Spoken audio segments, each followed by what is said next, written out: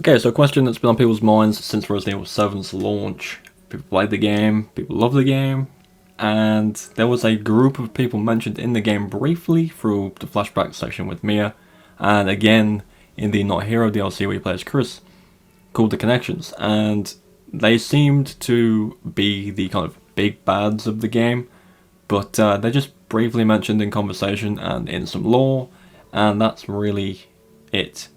There is a lot of background information to know about them, but in terms of a gameplay standpoint, there isn't a lot to go off of. So today, what I thought we'd do is kind of wrap up all this information of what we know about the connections already, and maybe kind of suggest an idea of how they could fully enter the series, whether it be in RE9 or Resident Evil Outrage, a spin-off could be about them. But for me, they feel like a big enemy that could come into the game that would be really, really good to replace the old Umbrella.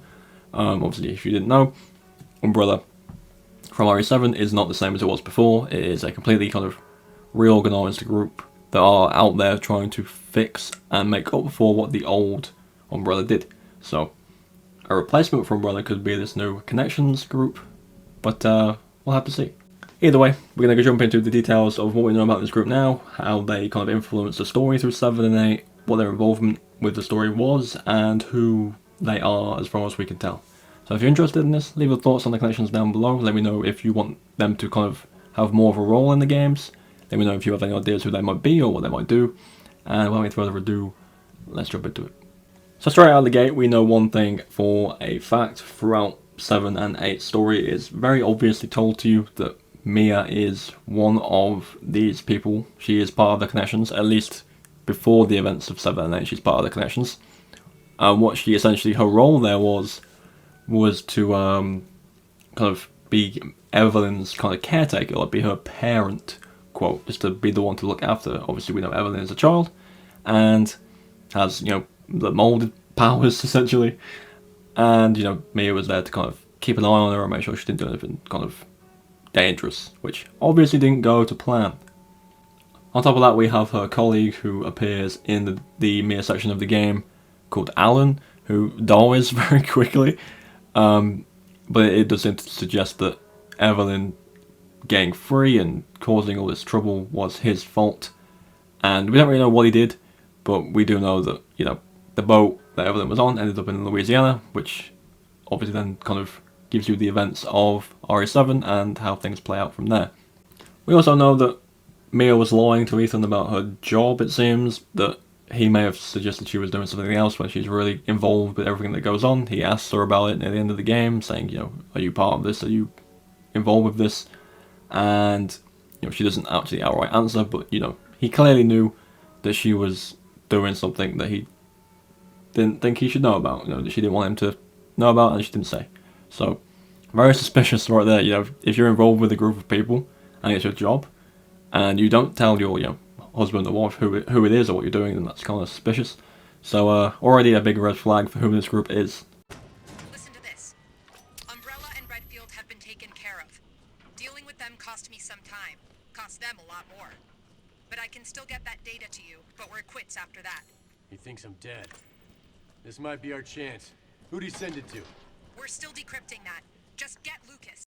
So moving on to the Not a Hero DLC, which takes place after the events of RE7 when Mia and Ethan have been saved.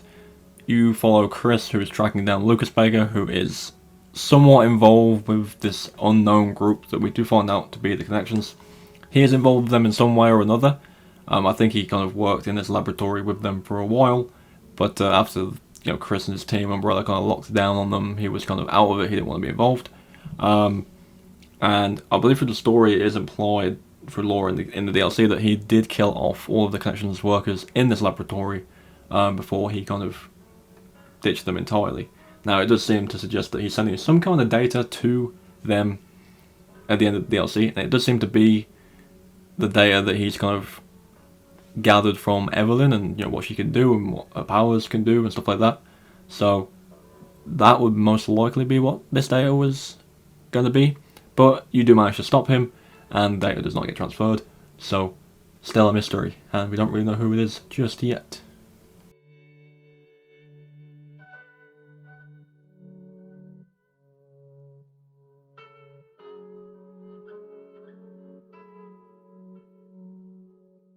Next up, we have some lore entry files from the pre-order bonus for Resident Evil Village. This does go into detail a little bit more about who they are and what they do in terms of, the connections and their involvement in the larger story in 7 and 8.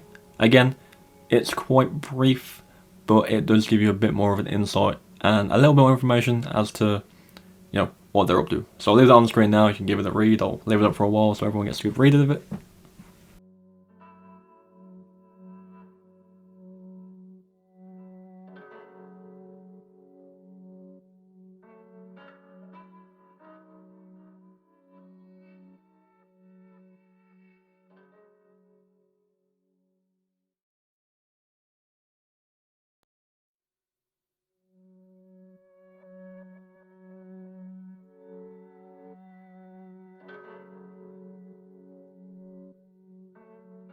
With all that out of the way, let me go over my kind of personal wrap up of it so you can kind of get all the information in one go.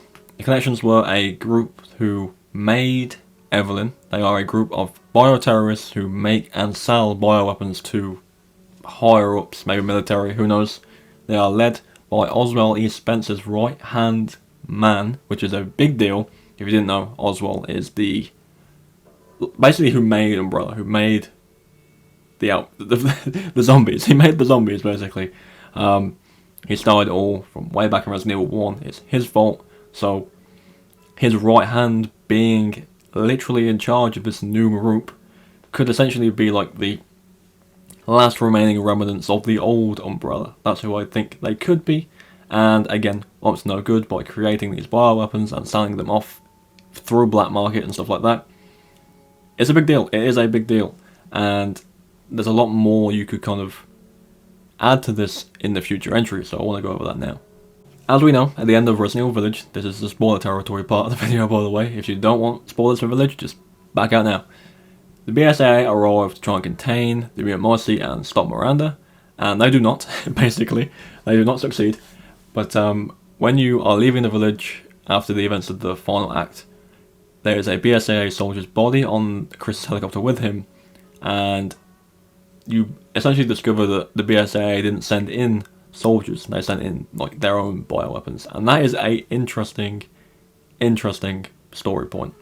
The BSAA are these people who were built up by Chris. He's one of the original people who founded the group to find bioterrorism across the globe and just get rid of it.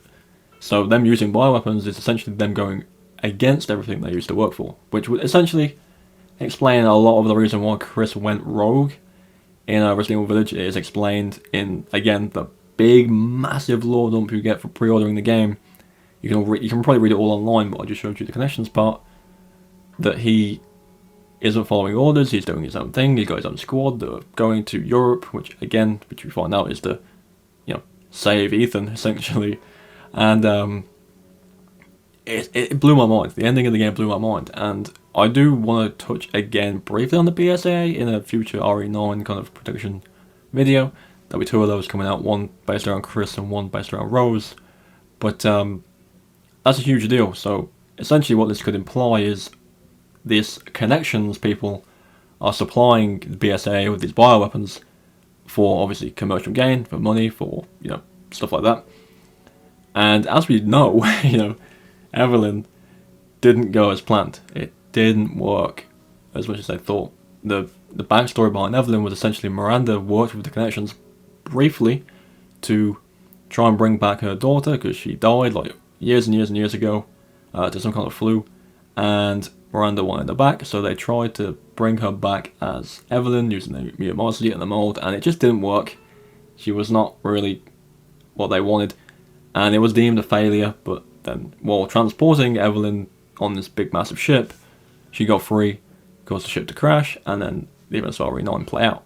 So there you have it. That is your brief rundown of who the Connections are, what they did, how they've influenced the story so far, and it opens up a lot of ideas for who they could be in the future and what they could do in terms of actually physically being in the series. I do feel like RE9 will kind of go into them a little more in depth. I do feel like they're being set up to be this big bad company again, like an Umbrella type thing. But we'll have to see. We'll have to wait and see. As always, let me know your thoughts on the Connections down below. Do you want to see them be the big bad in the next game, or be the overarching big bad, which seems to be the case? Do you think the setup for the enemy is good so far? Do you think it's a bit lackluster? Do you think there's not much going on? There's a lot of opinions about it so far, so I'm interested to hear yours. Thank you for watching, and I'll see you all tomorrow.